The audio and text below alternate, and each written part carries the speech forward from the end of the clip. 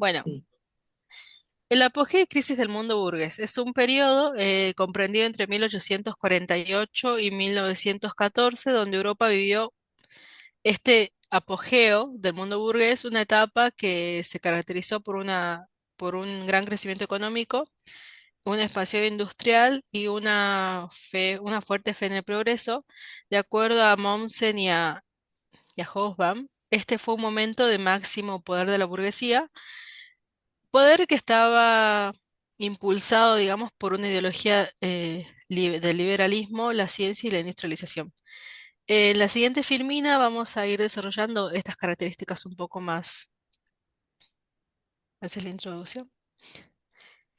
Vamos a desarrollar estas características. La primera de ellas es, no veo bien, es el crecimiento material y la expansión industrial. Bueno, como dijimos hace rato, que en este momento hay un gran crecimiento económico que se caracteriza por el aumento de la producción industrial que se favorece gracias al desarrollo de las nuevas tecnologías. Esto hace que haya un auge de la industrialización y por lo tanto hay una transformación de la economía en Europa y en América del Norte, lo que permite el surgimiento de nuevas clases sociales y un aumento del comercio internacional. También otra de las características es el dominio del liberalismo, que el liberalismo es la ideología, en este momento una ideología dominante, que promovía las políticas que garantizaban las libertades individuales y un gobierno constitucional. En este momento, el dominio político se refleja en la instauración de gobiernos democráticos que promovían la libertad en sus discursos, pero estaba por un momento caracterizado por la defensa de las élites de la clase burguesa y se mantenía, por lo tanto, un status quo donde las clases obreras que van surgiendo se mantienen relegadas tanto del poder y otras decisiones que posteriormente se van desarrollando. Otra de las características es la consolidación de los derechos civiles y la libertad económica. En este momento se están logrando una gran expansión de los derechos civiles y como por ejemplo la libertad de prensa, de la libertad de reunión y de asociación, lo que hace que esta clase obrera se vaya configurando como más fuerte a medida que va transcurriendo el tiempo, pero la clase burguesa, impulsada, digamos, por esta ideología liberal, encontraba en estas libertades una situación se encontraba en una situación de indefensión y para protegerse eh, empezaban a limitar estas libertades porque veían que sus derechos, veían que sus intereses estaban siendo arriesgados por el avance de estas libertades. Otra de las características es las desigualdades sociales ocultas tras el optimismo progresista. Como dijimos, había una fuerte fe en el progreso, pero estos progresos estaban acrecentando las desigualdades sociales. O sea, es decir, que a medida que la burguesía estaba progresando, las condiciones de vida de las clases trabajadoras se veían cada vez más deterioradas y, eh, y se produce un fuerte contraste entre una clase y otra, lo que a su vez genera muchas tensiones que comienzan, digamos, a hacer que la clase obrera genere demandas sociales cada vez más fuertes que van configurando también co- en, en detrimento de las clases burguesas. Bueno, después sigue una crisis del mundo burgués y el colapso del capitalismo, que sigue Mari. Bien, en la crisis del mundo burgués y el colapso del capitalismo se dice que en esta etapa marca el fin del apogeo del mundo burgués. Ese modelo basado en la confianza, que era el progreso, la razón y el crecimiento económico constante, a partir del siglo XIX y a principios del XX empieza a entrar en crisis. Tenemos una crisis económica y social donde las potencias capitalistas comienzan a sufrir grandes desequilibrios económicos, una sobreproducción, hay un desempleo, que esto lleva a una desigualdad social y malas condiciones de vida para los trabajadores. No obstante, la riqueza se concentraba en pocos sectores, mientras que la mayoría vivían en la pobreza. Esto generó un malestar social generalizado. También tenemos movimientos obreros organizados, que frente a la situación que venía viviendo ya el pueblo, la clase trabajadora empieza a organizarse colectivamente, ¿sí?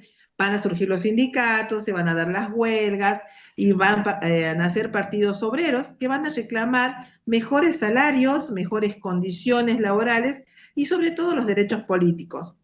Aquí se empieza a difundir ya las ideas socialistas marxistas que cuestionan el sistema capitalista y proponían un profundo cambio en la sociedad.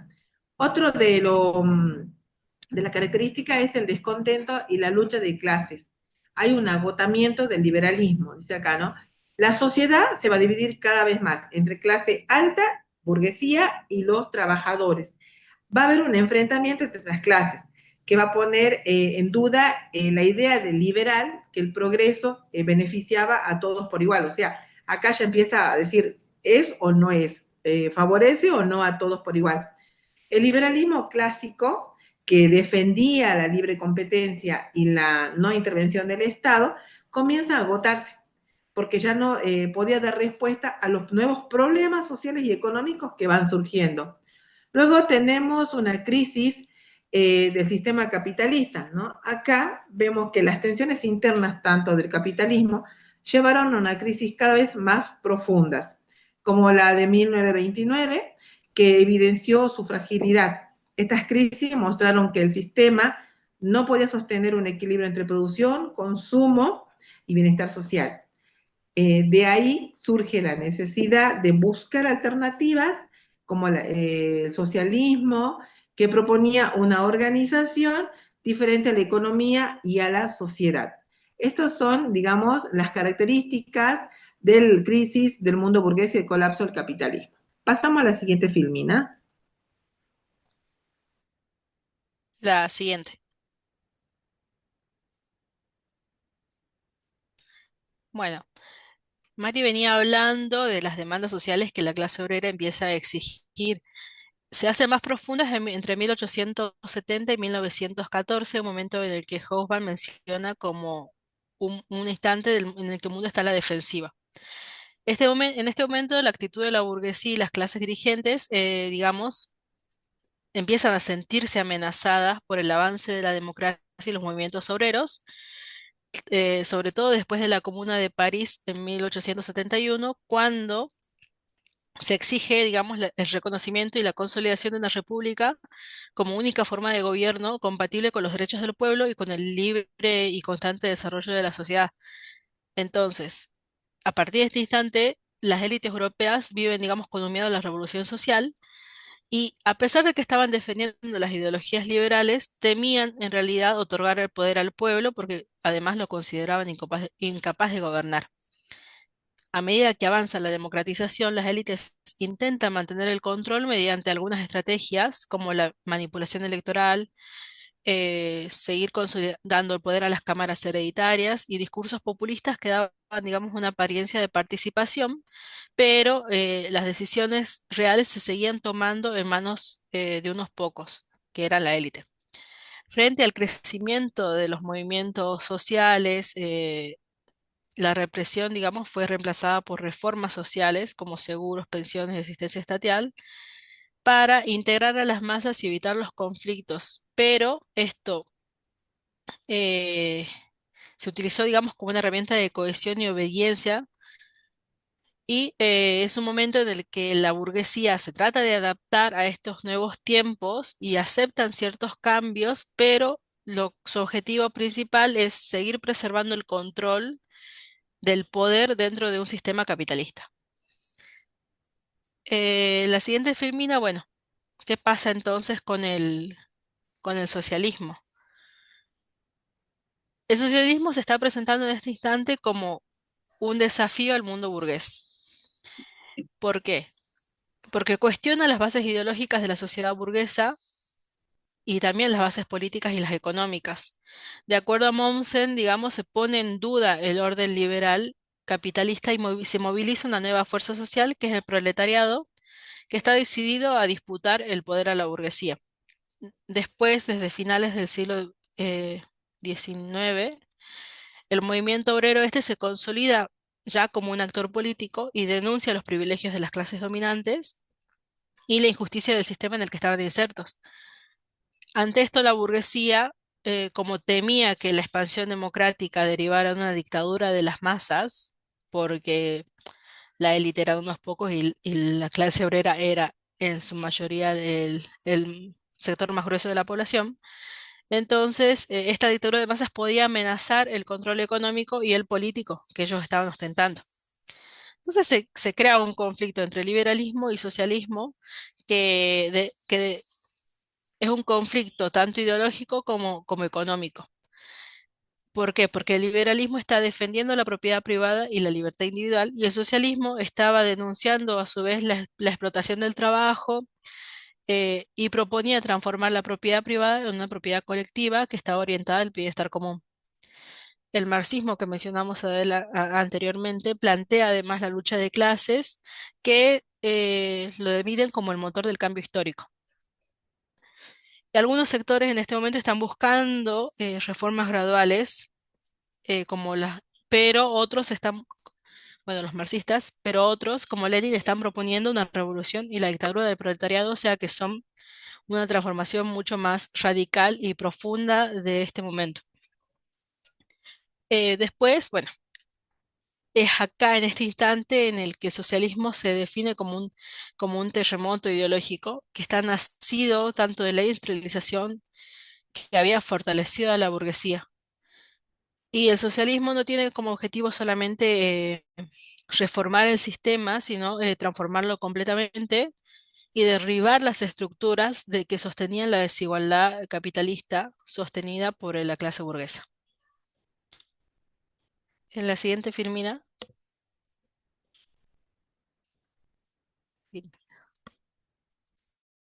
Bien, continuando con lo que venía diciendo Gaby entre el socialismo y el capitalismo, acá vamos a ver cómo comparamos estos dos grandes sistemas económicos y políticos, que son los que van a marcar el siglo XX. El capitalismo y el socialismo dijimos que podemos explicarlos desde una estructura de propiedad, en donde el capitalismo, ¿no es cierto? Los medios son de producción, las fábricas, las tierras, los bancos, que son de propiedad privada. Cada persona o empresa busca obtener ganancias individuales, mientras que en el socialismo los medios de producción son colectivos o estatales. La idea es que los recursos que se usen en beneficio de toda la sociedad no solo sean de unos pocos. Cuando hablamos del poder político, en el capitalismo el poder político suele estar en manos de las clases propietarias o de los sectores que representan sus intereses económicos. Dice que se privilegia la democracia liberal, aunque muchas veces el poder económico influye en las decisiones políticas. En cuanto al socialismo, el poder político está pensado para estar en manos de los trabajadores o del Estado, en el nombre del pueblo. En su versión más radical, como en la Revolución Rusa que veremos más adelante, se busca un Estado obrero que planifique la economía y elimine las desigualdades. También vemos que cuenta de una de las características que es un método de transformación. El capitalismo se transforma mediante reformas o crisis internas, pero sin cambiar su base, la propiedad privada y la competencia, que venían siendo las bases del capitalismo. En cuanto al socialismo, propone una transformación revolucionaria, que es cambiar la raíz del sistema para poder construir una sociedad sin clase y sin explotación. Esto sería lo que sería, digamos, esto la comparación entre el socialismo y el capitalismo. Bueno, como recién comentaba mi compañera Mariela, tenemos que ver antes de la expansión del socialismo un poco lo que fue el socialismo versus el capitalismo. Porque cuando hablamos de este enfrentamiento, tanto de socialismo como capitalismo, no estamos hablando simplemente de un conflicto de dos modelos económicos, sino de una forma completamente distinta de entender incluso a la misma sociedad. Por un lado vamos a tener el capitalismo, que proponía que era un sistema que sostenía al mundo burgués. Se basaba en lo que era la propiedad privada, en una economía individual y en un Estado liberal, que en teoría decía representar a todos, pero realmente en la práctica le defendían los intereses de las clases altas o las clases acomodadas. La idea era que cada persona pueda progresar de manera libre, y entonces ante esto vamos a tener al socialismo, que viene a ser una contrapartida a lo que venía proponiendo el capitalismo, y surge como una respuesta a la desigualdad que se estaba produciendo entre los trabajadores y aquellos que tenían realmente capital, y propone reemplazar las propiedades privadas por una propiedad ahora colectiva. Y viene a orientar la economía hacia el bien común, en vez de que cada uno produzca para su beneficio individual, busca que se pueda producir para un beneficio social, donde el trabajo sirva para todas las personas y no simplemente para algunos y aquellos que acumulen el capital. Además, el socialismo nos viene a plantear una visión diferente del poder. ¿Por qué? Porque el poder ahora es popular. Es decir, que las decisiones tienen que estar en manos del pueblo trabajador y no solo de las élites. Dentro del mismo movimiento socialista van a haber varios caminos, sobre todo dos posibilidades. Una de ellas va a ser las reformas graduales, que propone que mediante reformas graduales van a poder buscar transformar el sistema desde adentro, mediante leyes, sindicatos, también a través de de la participación política. Y el otro era el de la revolución total. Esto propone destruir directamente el sistema capitalista y construir una nueva sociedad basada en las nuevas ideas de igualdad y de justicia social. Una vez teniendo esto en claro, podemos avanzar a lo que es la expansión del socialismo en Europa. Cuando hablamos de la expansión del socialismo en Europa, durante 1890, el socialismo marxista se consolida como la fuerza principal del movimiento obrero europeo. En Alemania y en Austro-Hungría, sobre todo, se va a ver que se vuelve el corazón de esta expansión. En estos países, la socialdemocracia logra organizar a millones de trabajadores, dándole al movimiento una base ideológica fuerte y una estructura política muy sólida. A partir de ahí, el marxismo se va a transformar en la referencia central del socialismo en Europa. Pero ya en 1800, vamos a la siguiente, que es 1895, vamos a tener el caso alemán, que se convierte en un modelo para los demás partidos socialistas del continente. La organización, la disciplina y la estrategia que vienen a proponer el partido alemán sirve como este ejemplo para cómo combinar la lucha obrera con la participación política. Muchos países comienzan a copiar ese modelo, formando partidos que buscan tanto conquistar derechos laborales como ganar la presencia en el Parlamento. De ahí vamos a ir al 1900. En 1900 el movimiento obrero británico da un paso clave, que es ir hacia unas políticas reformistas. Se forma lo que viene siendo ahí en inglés Labour Representation Committee, marcado por un paso importante hacia la política, que es lo que recién mencionábamos, que más adelante este se va a terminar convirtiendo en el Partido Laborista. Este momento marca una diferencia importante con el modelo alemán, porque en Inglaterra el socialismo adopta una línea mucho más moderada, centrada en lograr mejoras sociales y laborales sin recurrir a la revolución, que es lo que también habíamos mencionado al inicio de cómo se dividía el socialismo en dos. Ahora, en 1905, la Revolución Rusa viene a cambiar el panorama completamente. El descontento social en el imperio zarista impulsa la aparición de partidos socialistas clandestinos. Entre ellos vamos a tener al Partido Obrero Socialdemócrata Ruso, que más tarde se va a dividir entre bolcheviques y mencheviques.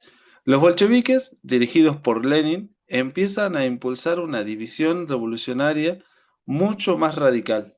nuevamente vamos a ver esta división en el socialismo acerca de movimientos mucho más radicales que otros.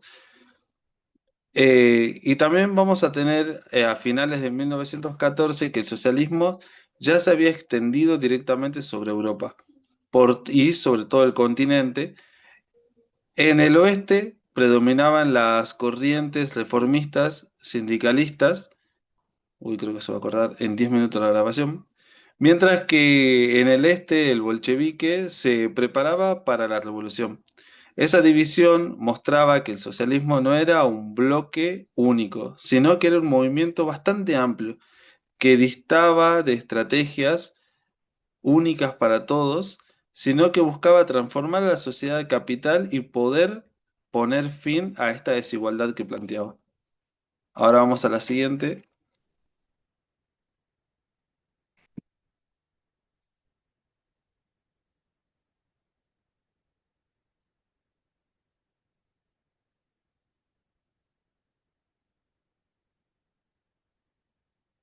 Bien, vamos a continuar con el análisis de la Revolución Rusa de 1917. La Revolución Rusa fue un hecho central del siglo XX porque puso en práctica por primera vez las ideas socialistas. Se produjo en un contexto de guerra, pobreza y crisis interna en el Imperio ruso. Se dice que el pueblo, cansado de la monarquía zarista y de las desigualdades, apoyó a los bolcheviques, liderados por Lenin, quienes tomaron el poder en octubre de 1917.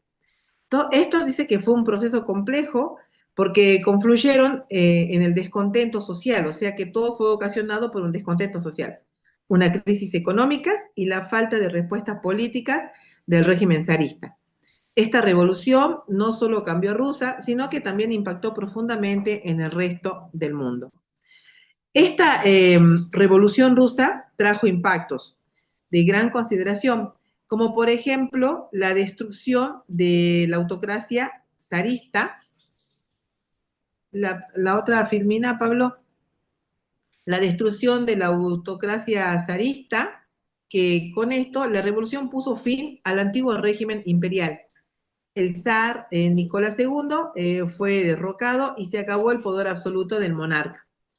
Con esto nace un nuevo tipo de Estado basado en el poder de los soviets, que eran los consejos de obreros y campesinos. Otra de las consecuencias es la transformación social y económica. Dice que se buscó eliminar las diferencias de las clases sociales, repartir la tierra entre los campesinos y crear una economía planificada donde el Estado controlara la producción. Esto fue una transformación profunda en la vida de millones de personas. Después tenemos una nacionalización de recursos. La fábrica, los bancos, las minas y tierra pasaron a ser propiedad del Estado.